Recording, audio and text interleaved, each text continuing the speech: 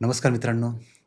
आज मी आपल्यासाठी घेऊन आलो आहे, ज्याने पुण्यासह इतर भागातही एक जो अतिशय काळजीचा विषय बनला आहे, तो म्हणजे जी-बी-एस सिंड्रोम, ज्याचं नाव आहे गुलियन बॅरी सिंड्रोम. मित्रांनो, तसं बघायला गेलं तर हा आजार खूप दुर्मिळ आहे. परंतु रिसेंटली आत्ता जो आपण ट्रान्झिशन शिफ्टमध्ये आहोत ना, म्हणजे की एक ऋतू बदलून ज्यावेळेस दुसरा ऋतू चालू होतो, त्याला आपण जनरली ट्रान्झिशन शिफ्ट असं म्हणतो. तर या दिवसांमध्ये हा आजार पुण्यामध्ये निघणं किंवा पुण्यामध्ये याचे रुग्ण सापडणं, हे खरंच खूप काळजीचा विषय आहे. तर याची लक्षणं काय असतात? याच्यावरती काय उपाय आहेत? याची काळजी कशी घ्यावी? एकदम जे सर्वसामान्य लोकांना ज्या भाषेमध्ये समजेल, त्यासाठी हा अतिशय विषय सोपा करून मी सांगणार आहे. तर सर्वांनी शेवटपर्यंत ह्याची नक्कीच माहिती घ्या. नक्कीच आपल्या आप्तजनांबरोबर हा व्हिडिओला नक्की शेअर करा. कारण खूप महत्त्वाचं आहे मित्रांनो. कारण जनरली माझ्या आत्तापर्यंतच्या 15 वर्षाच्या हॉस्पिटलच्या करिअरमध्ये मी ज्यावेळेस पूर्वी वाय-सी-एमला होतो, त्यावेळेस फक्त मी 2 रुग्ण बघितले होते आणि आज आपण बघतो की 111 रुग्ण जे आपल्या पुण्यासह इतर भागामध्ये सापडलेले आहेत. त्यामुळे थोडीशी काळजी घ्या. व्हिडिओ नक्की शेवटपर्यंत बघा आणि इतर लोकांबरोबरही शेअर करा. कारण कदाचित त्यांनाही याचा खूप फायदा होऊ शकतो. ठीक आहे? येस. जी-बी-एस म्हणजे गॉलियन बॅरी सिंड्रोम. ॲक्चुअली गॉलियन आणि बॅरी हे 2 सायंटिस्ट होते, ज्यांनी सर्वात पहिल्यांदा 1916 साली या आजाराला अमेरिकेमध्ये सर्वात पहिल्यांदा जगासमोर मांडलं. त्यामुळे त्या सायंटिस्टची नावं यांना देण्यात आली, गॉलियन बॅरी सिंड्रोम. तर स्टेप बाय स्टेप आपण त्याच्याबद्दल थोडीशी माहिती बघूया मित्रांनो. गॉलियन बॅरी सिंड्रोम हा काय आहे? एक इम्यून सिस्टमचा एक प्रकार आहे किंवा ज्याला आजार आहे. म्हणजे काय? की जनरली हा आजार पूर्वी कसा व्हायचा, की ट्रान्झिशन शिफ्टमध्ये ज्यावेळेस तुम्हाला सर्दी, खोकला किंवा रेस्पिरेटरी सिस्टम आणि गॅस्ट्रिक सिस्टम म्हणजे जुलाबानंतर आणि थंडी, ताप, सर्दीनंतर ज्यावेळेस जीवाणूंचा आणि विषाणूंचा संसर्ग आपल्या शरीरामध्ये होतो, त्यावेळेस काय होतं, साहजिकच काय असतात, की आपल्या अँटीबॉडीज त्या जीवाणूंना आणि विषाणूंना मारण्यासाठी तिथे एक प्रकारचा रिस्पॉन्स चालू होतो. एक रिएक्शन स्टार्ट होते.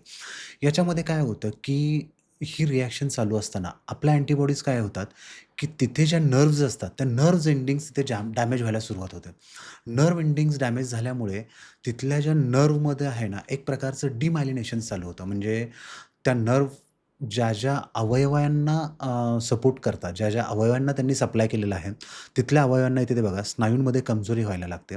जनरली मी जसं सांगितलं तुम्हाला, की गॅस्ट्रिक आजारानंतर म्हणजे जसं की जुलाबानंतर किंवा रेस्पिरेटरी आजारानंतर हा इन्फेक्शननंतर हा आजार दिसतो आपल्याला व्हायरल किंवा बॅक्टेरियलमध्ये. श्वसनाच्या किंवा पचनाच्या संसर्गामुळे म्हणजेच गॅस्ट्रिक आणि रेस्पिरेटरी सिस्टममुळे.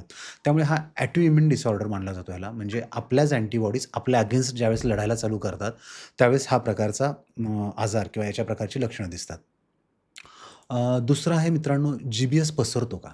सर्वात महत्त्वाचं. तर सर्वात महत्त्वाचं जी-बी-एस हा संसर्गजन्य बिलकुल पण नाही. फक्त काय आहे, की प्रतिकारशक्तीच्या चुकीच्या प्रतिसादामुळे म्हणजे जसं मी सांगितलं, की आपल्याच अँटीबॉडीज ज्यावेळेस आपल्या विरुद्ध काम करायला लागतात, आपल्याच नर्व्ह एंडिंग्जला ज्यावेळेस त्या डॅमेज करायला लागतात, त्या चुकीच्या प्रतिसादामुळे हे आजाराची लक्षणं आपल्याला दिसतात. त्यामुळे या आजारामध्ये वेळेवरती लक्षणं ओळखणं खूप महत्त्वाचं आहे आणि त्याच्यावरती योग्य उपचार करणं खूप गरजेचं आहे. कारण खूप रेअर हा आजार आहे आणि याची लक्षणंसुद्धा खूप वेगळी आहेत आणि महत्त्वाचं म्हणजे खर्चिक खूप आहे. त्यामुळे काळजी घ्यायची. तिसरं महत्त्वाचं मित्रांनो, की याची लक्षणं काय-काय असतात, की हा ज्यावेळेस आजार आपल्याला होतो, त्यावेळेस आपल्याला लक्षणं काय-काय जाणवतात. तर इथे आपल्याला तुम्हाला दिसत असेल, की याच्यामध्ये सर्वात पहिलं जे लक्षण आहे ते म्हणजे हातपाय सुन्न होतं. म्हणजे हातपाय बधीर होतात. यामध्ये टिपिकली प्रोग्रेसिव्ह वीकनेस असतो. म्हणजे पायापासून वीकनेस हळू शरीराच्या वरच्या भागामध्ये यायला लागतो. म्हणून तर ह्याला काय म्हणतात, की प्रोग्रेसिव्ह वीकनेस हातामध्ये किंवा पायामध्ये झिंझण्या येणं, टिंगलिंग नमनेस, मुंग्या आल्यासारखं होणं. स्नायूंची कमजोरी. स्नायूंची कमजोरी म्हणजे काय, की सुरुवातीला एक-एक अवयव हा वीकनेस यायला लागतो. म्हणजे जसं की पेशंट असं कंप्लेंट करतात, की मला पायऱ्या उतरताना त्रास होतोय. मला पायऱ्या चढताना त्रास होतोय. कारण जास्त करून हा पायांमध्ये वीकनेस चालू होतो. मेन तिसरं म्हणजे संतुलन बिघडते. पेशंटला चालताना वगैरे त्याचा बॅलन्स जायला लागतो. श्वास घेताना त्रास म्हणजे ज्यावेळेस याचे रेस्पिरेटरी मसल्स ज्यावेळेस अफेक्ट होतात मित्रांनो, त्यावेळेस हा अतिशय घातक आहे. कारण अशा रुग्णाला त्यावेळेस आय-सी-यूची गरज लागते आणि जनरली जी-बी-एसचा प्रत्येक पेशंट हा वॉर्डमध्ये उपचार घेता येत नाही. त्या प्रत्येक पेशंटला आय-सी-यूमध्येच ठेवलं जातं. कारण इतका फास्ट हा वर्सनिंग होत जातो. म्हणून त्याला आय-सी-यूमध्येच ठेवलं जातं. हृदयाचे ठोके अनियमित होतात. इरेग्युलर ठोके पडायला लागतात. धड-धड होणं, घाम सुटणं ही लक्षणंही त्याच्यामध्ये दिसतात. पण मित्रांनो न्यूरोलॉजिस्टचं असं म्हणणं आहे, म्हणजे जे मेंदूचे विकार तज्ञ असतात, की आजकाल बऱ्याचशा लोकांना जे प्रेझेंटेशन दिसतंय जी-पी-एसचं, त्यामध्ये काही लोकांना गिळायला खूप त्रास होतोय. जसं की त्यांच्या घशांना सूज येते. बऱ्याच वेळा पेशंट असा तक्रार करतोय, की मला खूप दिवस झालं मी अँटिबायोटिक घेतोय, सर्व घेतोय, पण मला गिळायला त्रास होतोय. तर हे एक लक्षण आत्ताच्या न्यूरोलॉजिस्टला पुण्यामध्ये दिसण्यात आलं आहे. नंतर डोळे ते एका पेशंटचे असे आहेत, की त्याचे डोळे हालत नाही आहेत. म्हणजे इव्हन डोळ्यांवरती अफेक्ट झाल्यामुळे, डोळ्याचे नर्व्हज अफेक्ट झाल्यामुळे त्यांना थोडंसं बघण्यामध्ये प्रॉब्लेम येतोय. तर मित्रांनो ही लक्षणं आहेत. जर आपल्याला अशी लक्षणं दिसली, तर वेळीच काळजी घ्या. वेळीच आपल्या डॉक्टरांना नक्की भेटा. 4th पॉइंट आहे मित्रांनो, उपाय आणि उपचार.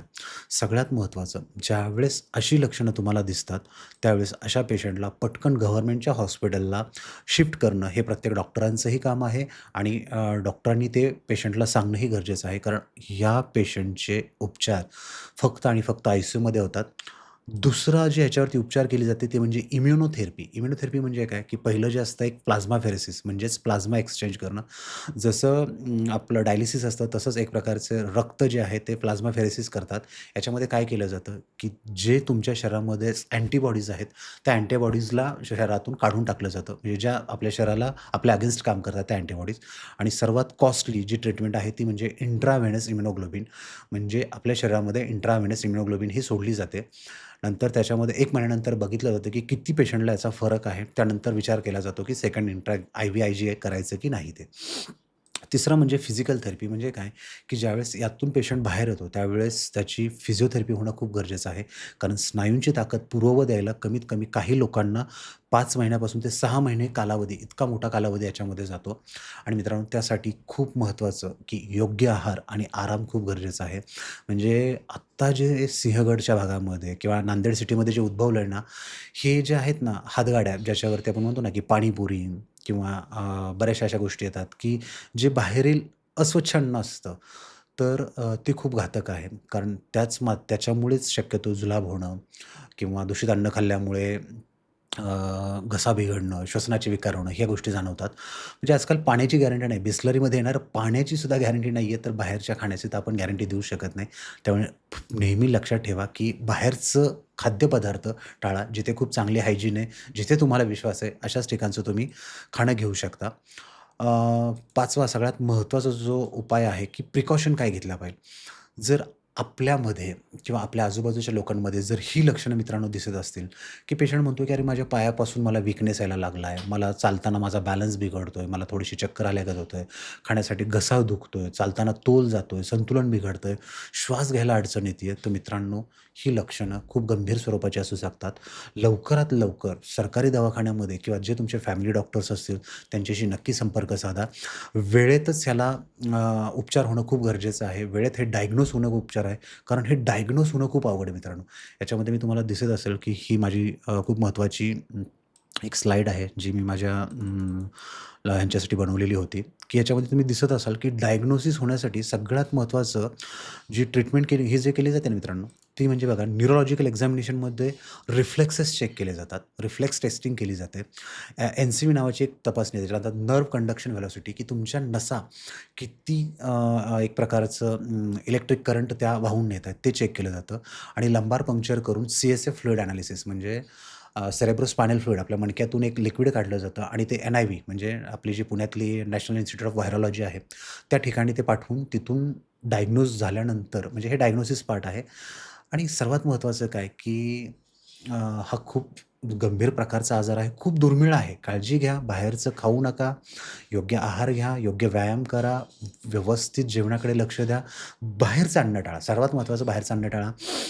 जनरली तो आत्ता असा आढळला आहे, की एक कॅम्पेलोबॅक्टर जेजुनी आणि इन्फ्लुएन्झा व्हायरस या 2 नोरो व्हायरस एक प्रकार आहे आणि कॅम्पेलोबॅक्टर जेजुनी नावाचा बॅक्टेरिया आहे, जो आत्ताच्या निदर्शनास असा आला आहे, की कॅम्पेलोबॅक्टर जेजुनी नावाच्या बॅक्टेरियामुळे आणि नोरो व्हायरस आहे, इन्फ्लुएन्झा व्हायरस आहे, तर ह्या व्हायरसमुळे हा होतोय. जनरली ॲक्चुअली ह्याच्यामुळे होत नाही, की हे व्हायरस ज्यावेळेस शरीरामध्ये येतात, त्यावेळेस आपली अँटीबॉडीज त्यांच्या अगेन्स्ट लढतात. त्यांच्या अगेन्स्ट लढताना आपली ज्या नर्व्ह सिस्टम आहे ती तिथे इन्व्हॉल्व होते. त्याच्यामध्ये डिमायलिनेशन होतात. तिथे नसांच्या एंडिंग्ज किंवा नसांचं जे शीत असतं, आपल्या नर्व्हचं जे शीत असतं, ते थोडंसं नष्ट व्हायला लागतं आणि त्यामुळे तिथली संवेदना नाहीशी होते आणि हेच ह्या आजाराचं प्रेझेंटेशन आहे. महत्त्वाचं आहे ते काळजी घ्या, योग्य आहार घ्या, चांगला आहार घ्या, बाहेरचं टाळा आणि आराम करा. घाबरून जाऊ नका. फक्त लक्षणं जाणवली तर दुर्लक्षही करू नका. काही आपल्याला मदत हवी असल्यास निरामय क्लिनिक आपल्या सेवेसाठी सदैव हजर आहे. तर तुम्ही मलाही संपर्क करू शकता. Thank you. आणि मित्रांनो, ही जर माहिती नक्कीच आपल्यासाठी उपयोगी वाटली असेल, तर आपल्या आप्तजनांनाही ही शेअर करा. नक्कीच या व्हिडिओला लाईक करा, शेअर करा आणि जास्तीत जास्त लोकांना हे माहिती पोहोचवण्यासाठी आपण मदत करा. जेणेकरून त्यांच्याही मनामध्ये ज्या शंका आहेत, जे घाबरवणूक आहे किंवा जी लोकं घाबरत आहेत चुकीच्या माहितीमुळे किंवा मीडियाच्या जास्त चुकीच्या पद्धतीने दाखवल्यामुळे, तर नक्कीच ती डाउट्स त्यातून क्लिअर्स होतील. जास्तीत जास्त लोकांपर्यंत शेअर करा. ठीक आहे. Thank you.